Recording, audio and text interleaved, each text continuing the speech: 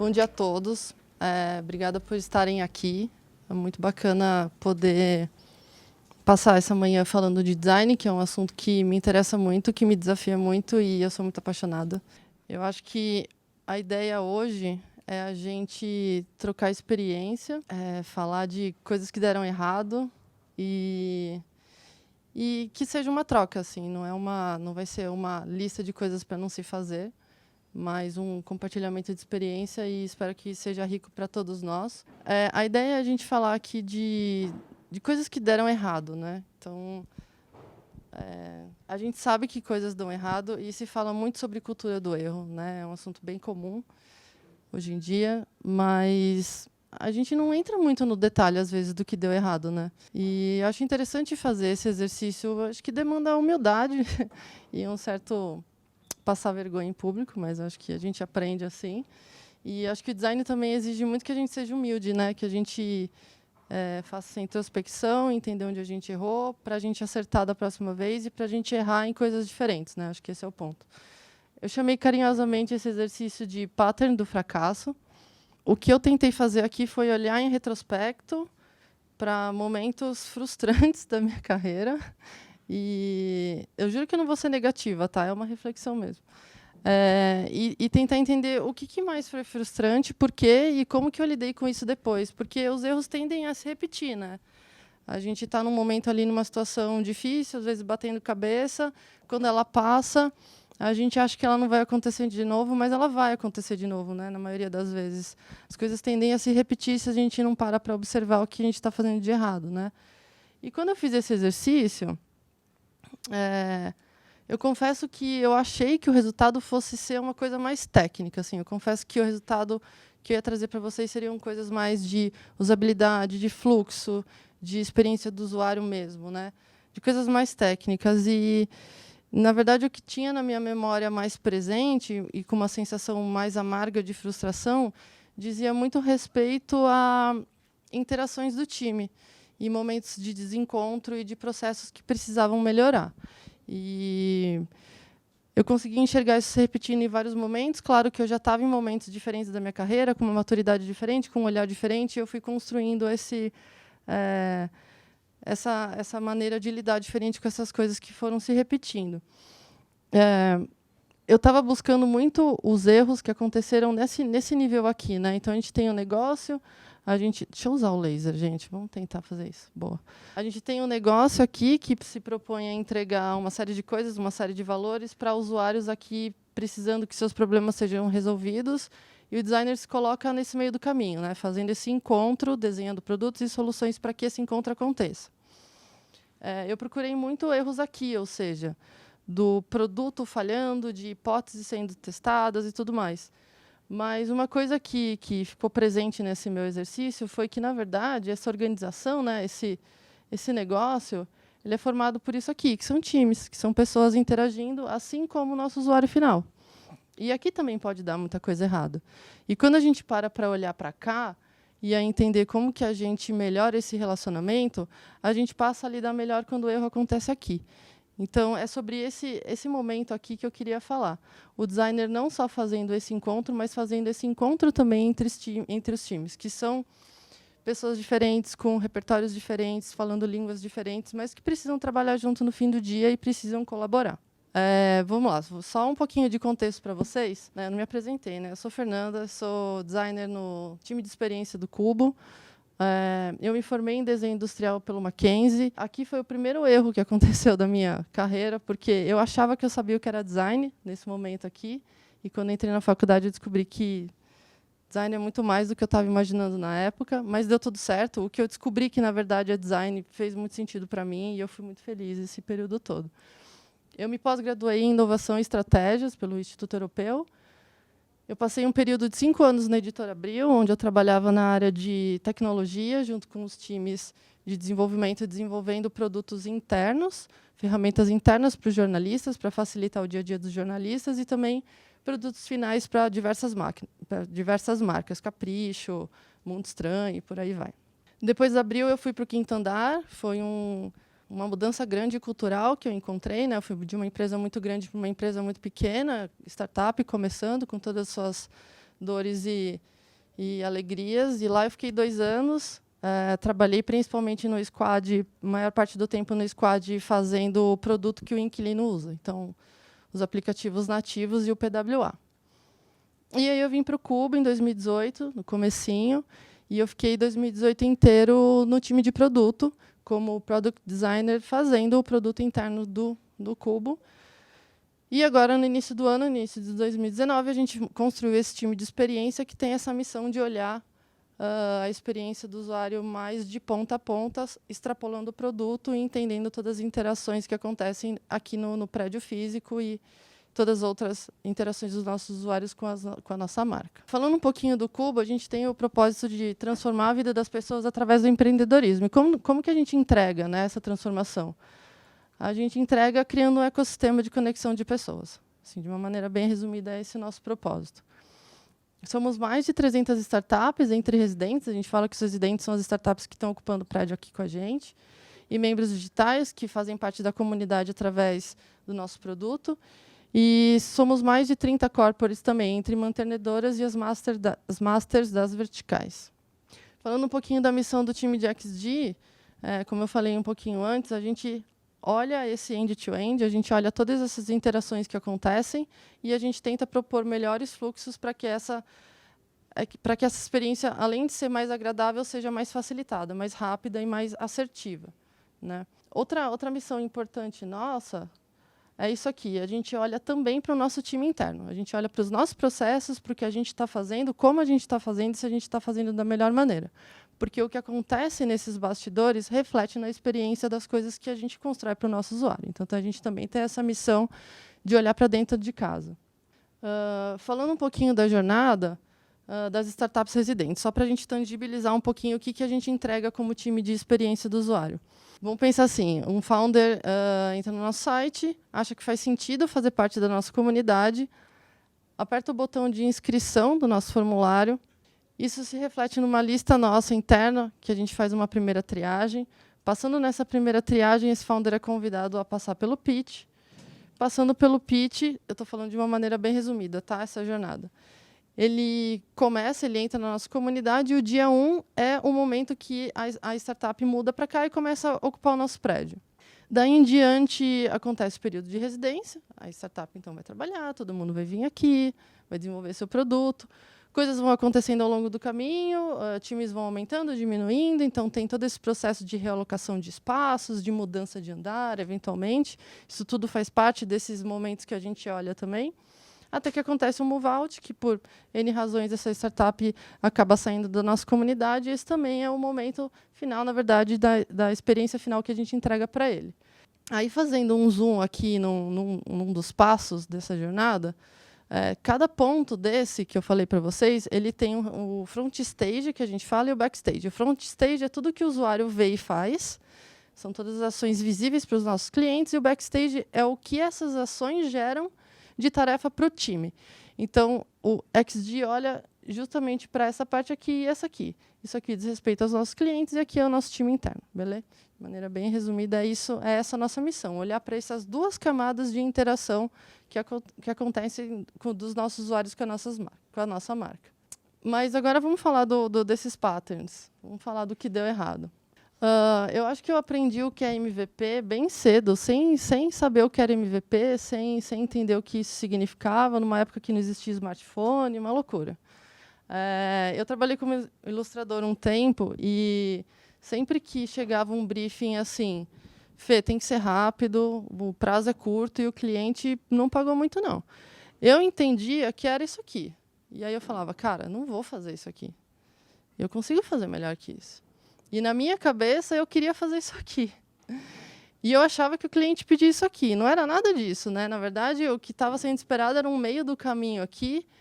E, na verdade, tinha muito erro ali de comunicação, né? E até de maturidade minha de entender essa entrega de valor.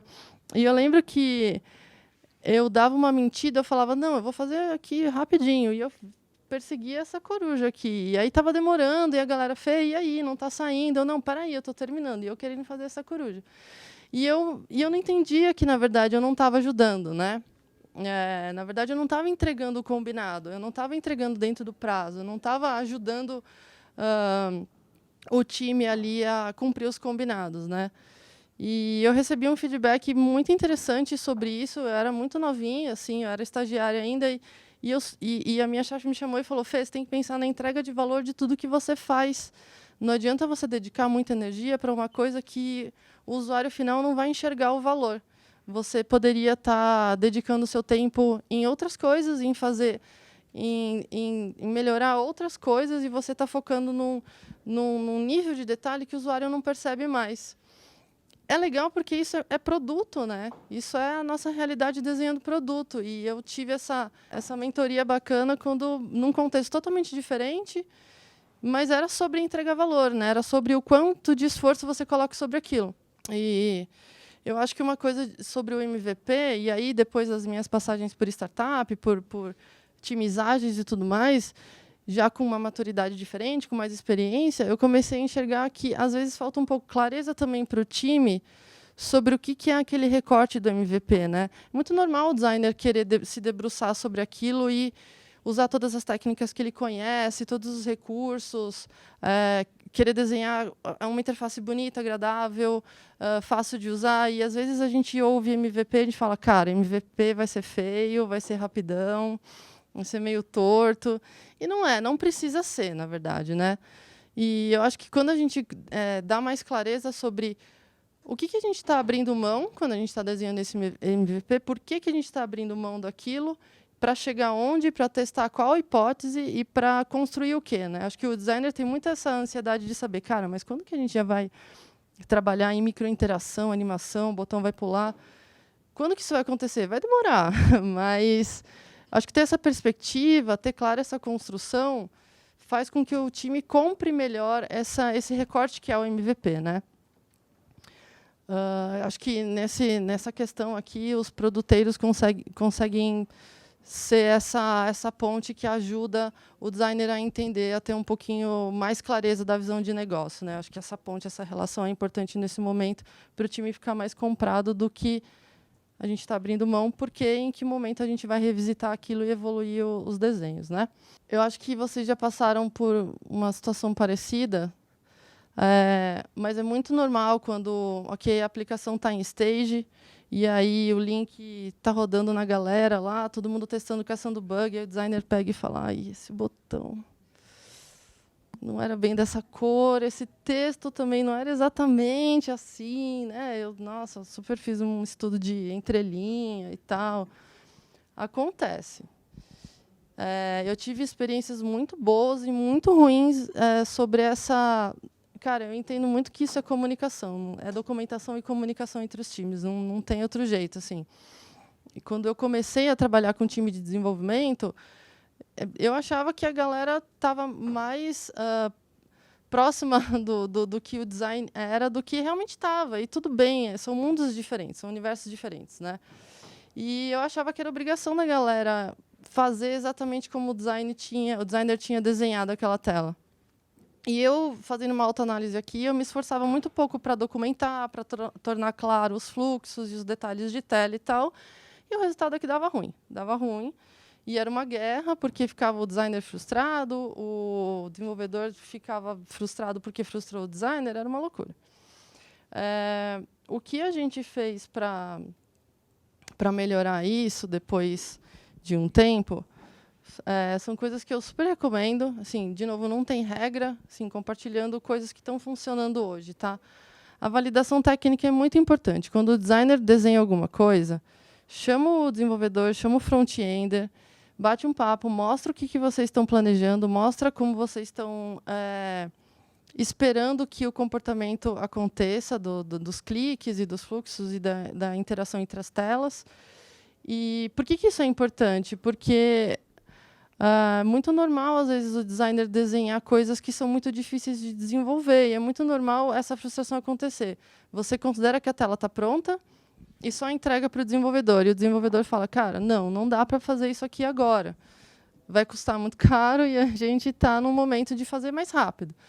E se você valida antes, se você envolve o time técnico antes, essa construção fica mais pé no chão, digamos assim. Então, validação técnica é muito importante. O time de design acaba também aprendendo mais sobre questões técnicas e, no próximo desenho, acaba desenhando coisas mais factíveis de serem desenvolvidas. Então, tem uma construção de conhecimento técnico importante também que o designer ganha com essa troca. E todos os outros side effects culturais, do tipo ownership, time trabalhando junto, tem muito de cultura aí que é reforçado quando essa conversa é proposta. Tá? Outra coisa legal é que a gente precisa dar visibilidade para os entregáveis e a galera precisa estar comprada da ferramenta que a gente está usando. Então, por exemplo, aqui no Cubo, os meninos têm um pouco de dificuldade de usar o InVision por algumas questões de usabilidade da ferramenta. Beleza, vamos trocar, vamos documentar de outra forma, a gente não precisa se apegar à ferramenta. É importante garantir que a comunicação está acontecendo. Então, aqui alguns exemplos de coisas de como a gente usava o InVision, né? Detalhes muito técnicos da tela ficam muito fáceis do desenvolvedor pegar. Então, eu já trabalhei muito. Acho que eu vou denunciar um pouco aqui a idade, mas eu já fiz muita tela entregando no Photoshop e a galera tinha que abrir o PSD e olhar, contar pixel para saber a distância das coisas e tal. E coitados, né? Porra, não é, dá trabalho fazer isso. Por isso que no dia a dia, na correria, eles também, né, o time de desenvolvimento também sendo cobrado de prazo, de resultado, acabava no olho ali. Aqui tem 10 pixels, vamos no 10. E tinha 20, 30, enfim. Para a gente que é designer é muito mais nítido, né, com essa variação de proporções, mas para o time técnico são menos sensíveis a isso. Então, a gente também tem que fazer essa ponte e ajudar os caras a trabalhar de uma maneira mais facilitada. Isso aqui foi super bacana. Quando eu comecei a me relacionar através disso com o time de front, foi assim maravilhoso. Eu tive muita pouca refação, na verdade, porque está muito claro, está muito fácil de acessar, não tem grandes mistérios. Outra coisa legal dessas ferramentas de iteração rápida é que todos os stakeholders estão lá, né? Eles comentam, eles perguntam, peraí, não entendi, por que é isso? Dá para documentar a regra de negócio? Fica tudo documentado no histórico? Todo mundo fica na mesma página. Isso ajuda muito a comunicação entre o designer e os produteiros. A gente usa bastante aqui no time do Cubo. E aí, compartilhando um pouquinho com vocês uma coisa que a gente está testando recentemente. A gente está... tem alguns projetos que a gente faz ali no time de UX, como não é um time que olha só para o produto, olha para outros entregáveis, a gente está se desdobrando ali para descobrir uma maneira legal de documentar as coisas. A gente tem trabalhado com esses dossiês, que é uma documentação no Drive, nada mais complexo que isso, mas a gente anota tudo o que foi combinado daquele projeto. Então, a gente está trabalhando no manual de boas práticas do Cubo, isso é um projeto real que está acontecendo agora, daqui a pouquinho vai sair do forno, vocês já vão ter spoilers ali, se vocês conseguirem ler. Cara, é um tipo de projeto multidisciplinar, tem muito time junto ali, de comunidade, o digital, o XD, tem uma galera ali ajudando, colaborando com esse conteúdo e como que a gente se comunica com todo mundo. A gente fez uma reunião de kickoff, a gente abriu esse documento, todo o combinado está registrado aí. Pessoalmente, eu acho mais fácil de seguir por aqui do que seguir uma thread de e-mails. Eu acho muito mais sustentável manter a comunicação aqui. Quando a gente altera, é na hora para todo mundo, não precisa resgatar a thread, não corre o risco de ler o e-mail errado com a informação antiga. E aí a gente compartilha necessariamente com todo mundo, mesmo que a pessoa não esteja tão envolvida no projeto, mas é uma cultura também que a gente quer cada vez mais reforçar entre a gente, que é a transparência, todo mundo na mesma página, então isso aqui tem um significado importante. De novo, os comentários aqui ajudam a deixar a galera na mesma página e as atualizações dos combinados vão ficando aqui sempre super atualizadas, não corre o erro de ter uma versão, puta, mas eu li o e-mail com o combinado antigo. Não existe isso nesse formato. A evolução do conteúdo também pode ser construída aqui. A gente vai se conversando e, cara, ficou estranha essa frase, não ficou claro, troca esse termo por esse, e tudo vai acontecendo aqui, mantendo o registro, e está dando certo, por enquanto. A gente está curtindo a experiência. Eu já usei esse jeito de documentar coisas em times de produto mesmo. Então, normalmente, o PM puxava isso aqui, porque ele trazia toda a visão de negócio por trás daquela demanda, daquela feature, e os designers também consultavam, e os desenvolvedores consultavam regras de negócio por aqui. Então, também foi uma experiência bacana que eu tive em outros lugares e eu acabei trazendo para cá, e, por enquanto, está bacana. Acho que a gente vai evoluindo junto, mas está funcionando. Aqui mais um exemplo de construção de conteúdo. Isso aqui foi quando a gente estava revisando uma régua de comunicação muito normal, né? Régua de comunicação, rever e-mail.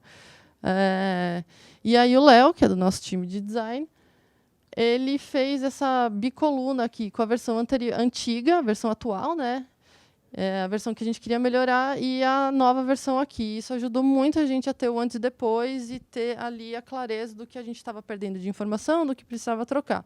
É simples, né, mas entrega muito valor e ajuda muito na produtividade. Acho que os principais ganhos, né, são produtividade e transparência ali da informação.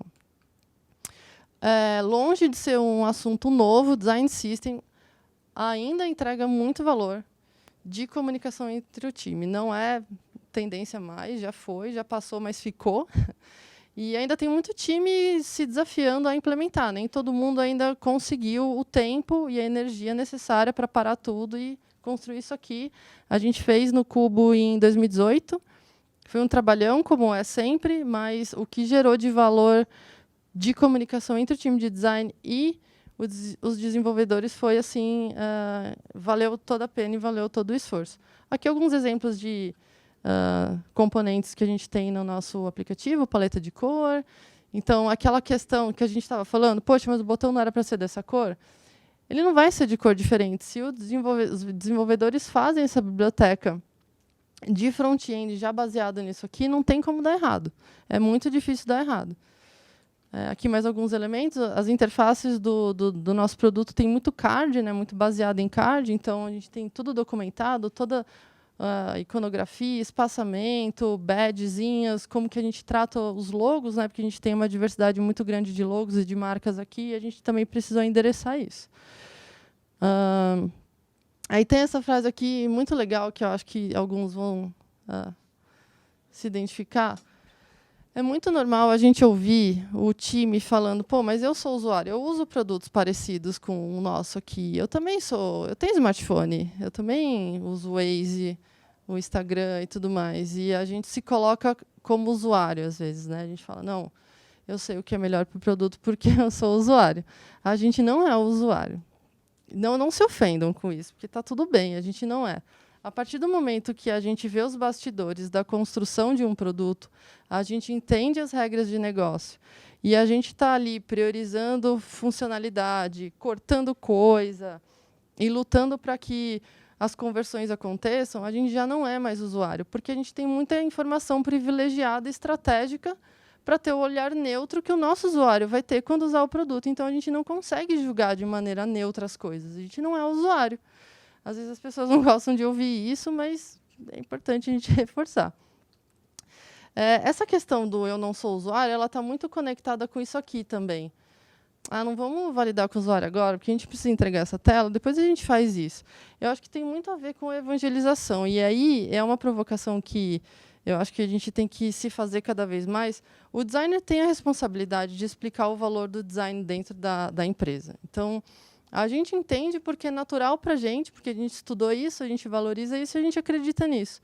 Mas os times são diferentes, os times têm mindsets diferentes e pesos de importância diferentes nas coisas. Então, é um trabalho muito nosso, sim, ter paciência, respirar fundo e ir lá explicar. Não, galera, vamos fazer assim, porque, olha só, os ganhos são esses, o que vai trazer de resultado é isso, é um investimento de tempo, não é uma perda.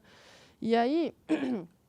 compartilhando um pouco como que eu fiz. Eu já passei por essas situações de eu querer muito, eu acreditar muito que fazia sentido validar, e eu não consegui o tempo no sprint para aquilo. É normal, a gente precisa brigar por algumas coisinhas. O que eu fiz nessa situação foi assim, eu vou documentar tudo, eu vou filmar todo o processo, eu vou mostrar para vocês e vocês vão entender o valor. E foi isso que a gente fez.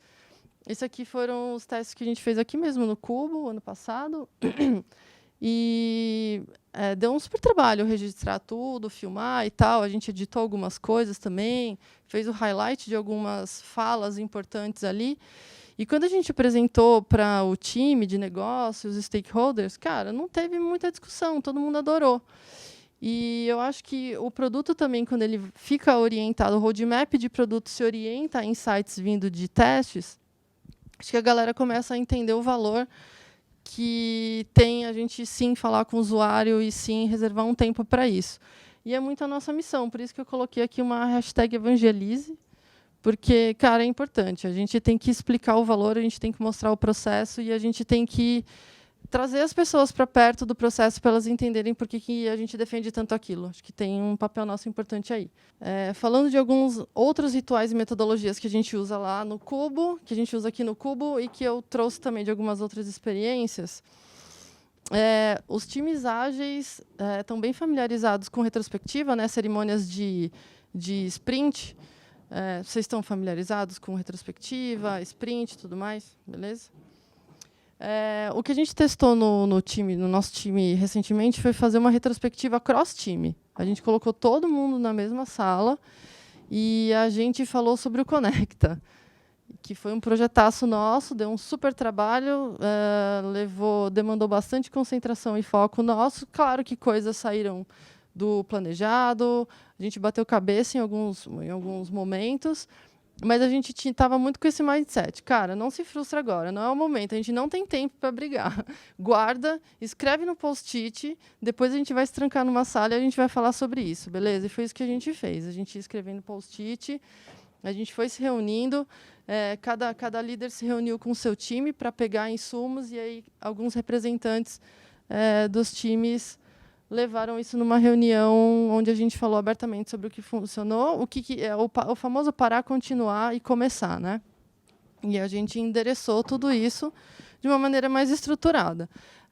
Acho que é normal fazer a retrospectiva entre os times, né?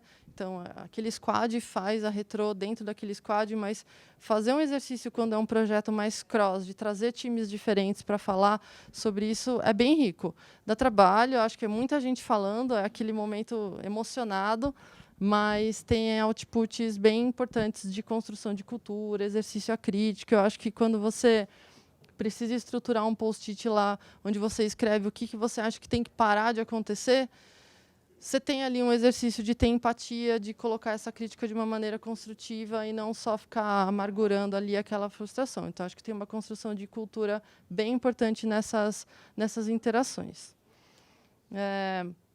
O Design Critique, a gente já fez aqui em um meetup de UX e a gente já rodou uma vez no time de produto.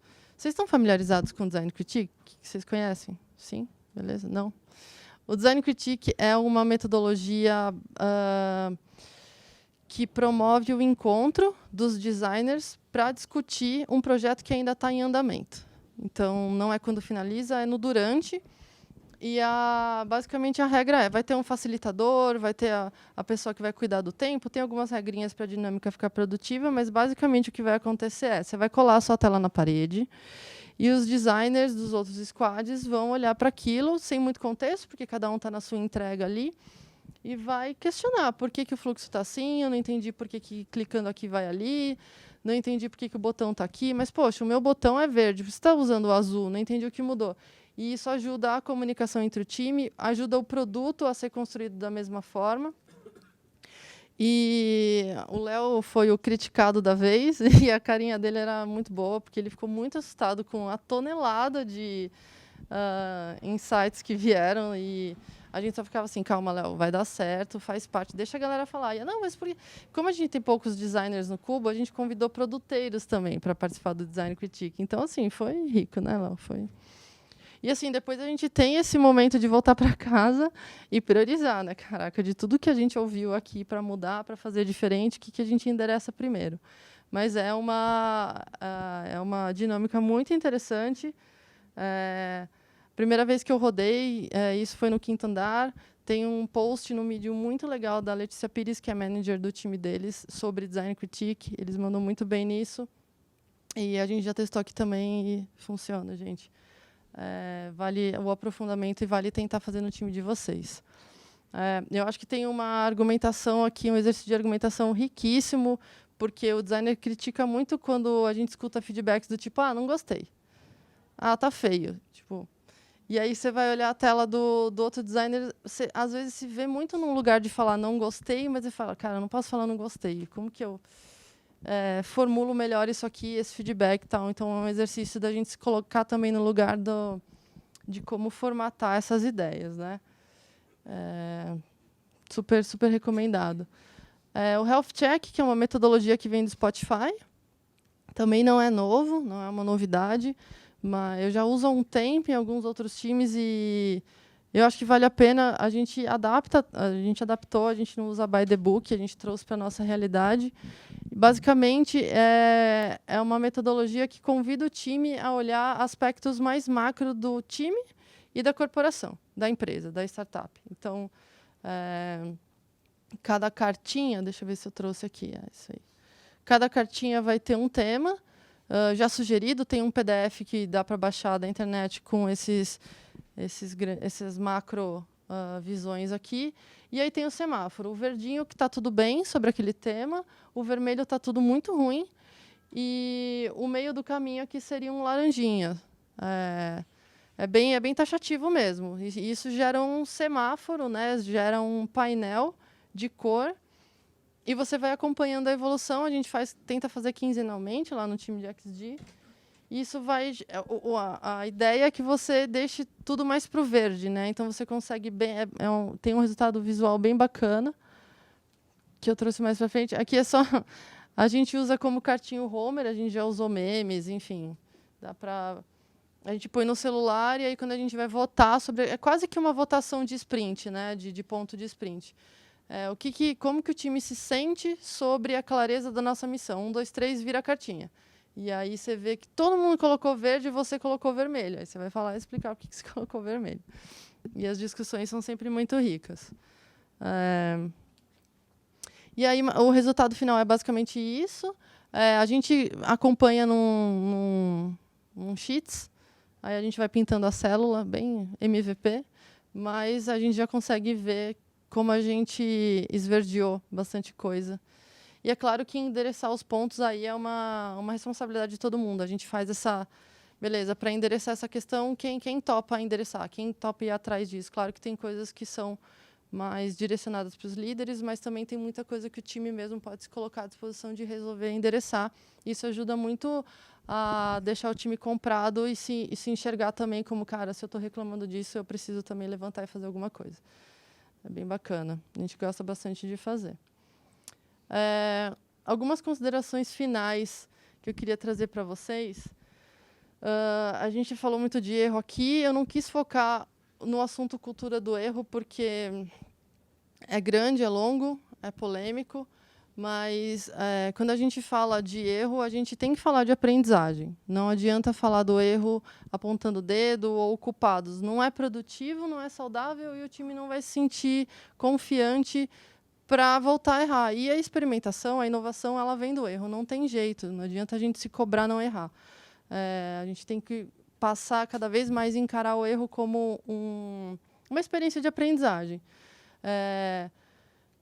Eu sei que quando a gente erra, a primeira coisa que a gente se pergunta é: mas por quê? Quem foi? O que foi? O que aconteceu? Uma reação instintiva de tentar fazer com que esse erro não aconteça de novo. Mas, na real, não é tão saudável. A gente não pode focar no culpado e tem que focar em ter uma postura propositiva de como não errar de novo. E eu acho que um dos aspectos mais importantes de tudo isso é o exemplo da liderança, é o walk the talk. Não adianta a gente querer que o nosso time seja propositivo, corajoso, inovador, se a gente, quando se depara com um erro, reage mal. Então, a liderança sempre tem que ser o exemplo da cultura que ela espera ver empregada no time, né? O time é sempre o resultado de uma gestão. E aí, o último convite que eu queria fazer para os designers que estão aqui sejam facilitadores, se vejam como facilitadores. E tentem construir pontes. Não se coloquem como vítimas de uma situação que não está dando certo e muito mais como um agente que pode transformar essa situação em algo mais produtivo. Eu acho que o design traz para a gente um olhar muito crítico sobre resolução de erro, né? A gente é treinado a pensar em soluções criativas para endereçar coisas que não estão funcionando. Se isso está acontecendo dentro do time, a comunicação não está legal, as relações não estão tão redondas, o designer também consegue se colocar nessa posição. Se eu pudesse me dar um conselho para aquela recém-saída da faculdade que estava vendo o seu design sair todo meio torto assim na tela do celular, eu falaria isso. Cara, vai até o cara e explica que não é assim, não fica aí reclamando. E acho que é isso, gente. São essas reflexões que eu queria trazer para vocês. Obrigada, valeu.